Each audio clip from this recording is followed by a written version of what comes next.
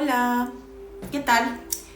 Hoy voy a adelantar un poquito mi reflexionando ando. Quería volver a leer la frase que les publiqué la semana pasada para que en función de ella pues la hablemos. La frase pone: pensaba que debía sentirme feliz, pensaba que la felicidad era para sentirla y el dolor para suprimirlo, anestesiarlo, evitarlo, esconderlo o ignorarlo.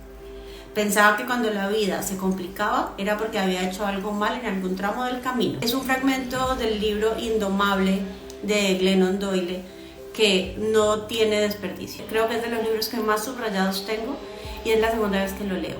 Así que las invito a leerlo si quisieran. Mi reflexión al respecto es: yo reconozco que para mí mostrarme y sentirme vulnerable es súper difícil. Es como de las asignaturas más pendientes que tengo y en las que con todo y eso he ido trabajando. He ido trabajándome mucho en la aceptación de la vulnerabilidad. Yo haciendo como cuentas de por qué me pasa esto, para qué me pasa esto, tengo como 3 momentos claves en mi vida que siento que me marcaron y que al no poder transitarlos o no ser capaz de gestionarlos, porque tampoco tenía las herramientas, se enquistaron y que ahora pues estoy intentando como removerlos. El primer momento, mi hermana cuenta, en mi familia cuenta, que yo era una niña como súper furiosa, que me enfadaba, hacía berrinche, como que muy movida. Por un lado, a mis papás les gustaba eso porque no tenía vergüenza, porque hablaba con muchas personas, porque no sé qué. Pero por otro lado recuerdo que me decían: Moni, tú eres muy brava, tú te tienes que calmar, caprichosa, niña llorona. Entonces yo siento que esas palabras se fueron quedando en mí, ¿no? Por un lado, no está bien ser llorona, expresar los sentimientos, y por otro lado, pues estaba bien ser habladora, etcétera, etcétera. El segundo acontecimiento viene cuando mi papá se enferma del corazón. Yo debía tener como 10 años, la primera enfermedad. Lo opera. Y de ahí en adelante, desde mis 10 años, yo crecí oyendo: Moni, no te puedes enfadar tanto porque tu papá se puede enfermar, cuidado porque a tu papá le puede dar un infarto. Recuerdo que mi papá no podía hacer muchos esfuerzos, entonces yo recuerdo el pavor que me daba que mi papá levantara una maleta, levantara cosas grandes. Era como una responsabilidad que yo tenía en la cabeza muy grande, y empecé a sentir que esa niña de pronto caprichosa, llorona, de humor fuerte, tenía que empezar a bajarse porque si no mi papá le iba a pasar algo por mi responsabilidad. Yo sé que esa no era la intención de mi mamá, pero para una cabeza de 10 años pues eso era lo que quedaba.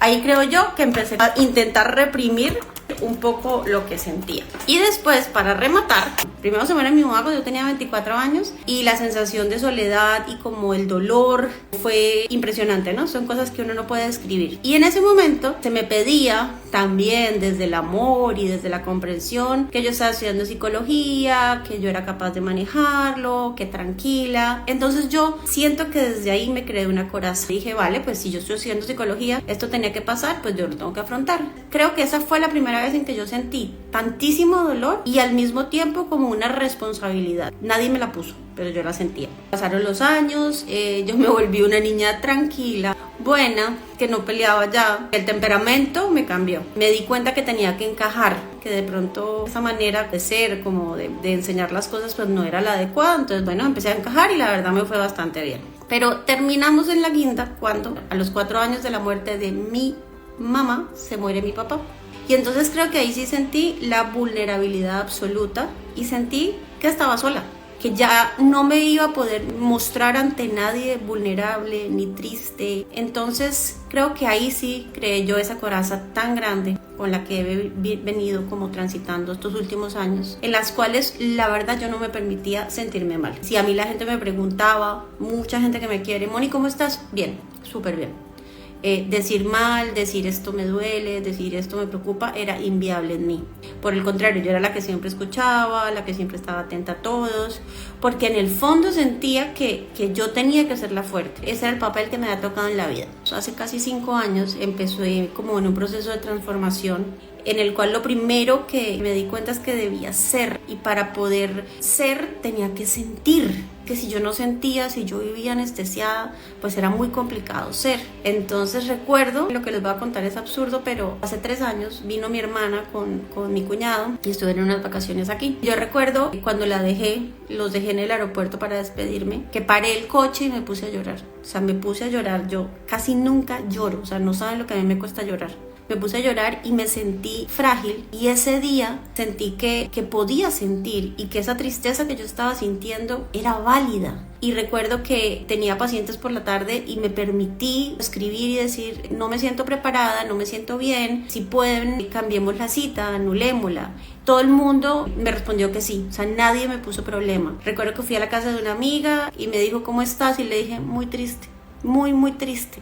Entonces me acuerdo que ella me dijo: ¿qué necesitas? Yo le dije: ¿me invitas a un café de esos ricos? Nos tomamos un café. Luego le escribí a otra de mis mejores amigas, le puse: estoy tan triste, solo quiero que lo sepas, que estoy muy triste. Yo sabía que era por la ida de mi hermana, yo sabía que era acotada en el tiempo, pero estaba sintiendo tristeza. Y por un lado fue como: wow, por fin volví a sentir, y sobre todo me lo permití.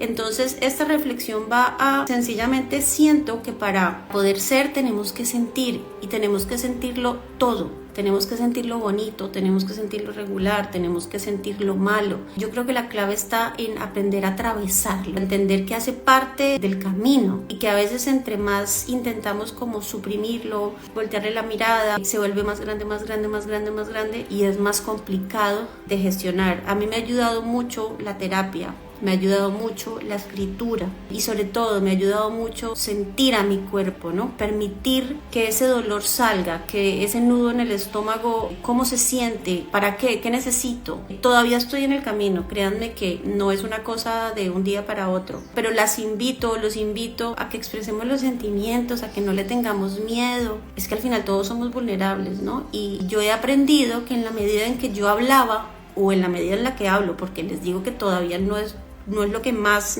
se me facilite, siempre recibo unas palabras bonitas, ¿qué necesitas? Aquí estoy, ¿en qué te puedo ayudar? Entonces es muy bonito permitirnos eso, como me quejo un ratito y ya después ya pasó, ¿no? Yo me acoto en el tiempo los momentos de queja, pero me los permito, realmente me permito sentir el dolor. El otro día escuchaba un podcast de Charo Vargas, de Charuca, con Maite Isa, que para mí son 2 grandotas, y hablaban que normalmente después de ese dolor viene como un renacer, ¿no? Y qué bonito verlo así, porque no podemos evitar que las cosas nos duelan. Podemos transitarlo de mejor o de peor manera, pero qué bonito ver que después de ese dolor viene algo diferente. Yo no digo que mejor, yo no digo que bueno, pero por lo menos diferente. Entonces yo creo que si lo vemos así, pues es más fácil asimilarlo, ¿no? Es más fácil como transitarlo como con un propósito, no sé qué piensen. Y en esta frase había una cosa que decía que me impactó mucho, y era: cuando las cosas se ponían mal, yo sentía que la responsable era yo, que algo yo estaba haciendo mal, que me estaban castigando de algún lado, y al final entendí que no. La vida va de que a veces las cosas estén bien, a veces las cosas estén regular, a veces las cosas están mal, y es muy poquito sobre lo que yo realmente tengo, sobre lo que yo realmente me puedo ocupar. Entonces, las cosas pasan. Yo creo que la vida es bonita y yo creo que la vida es el amor.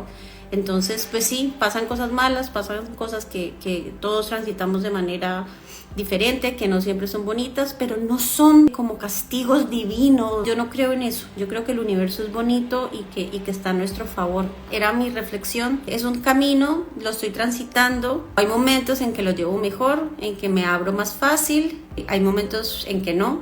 Pero bueno, la verdad que todo es un camino. Y bueno, los dejo. Ahora les pongo la siguiente frase. Un beso. Chao, chao.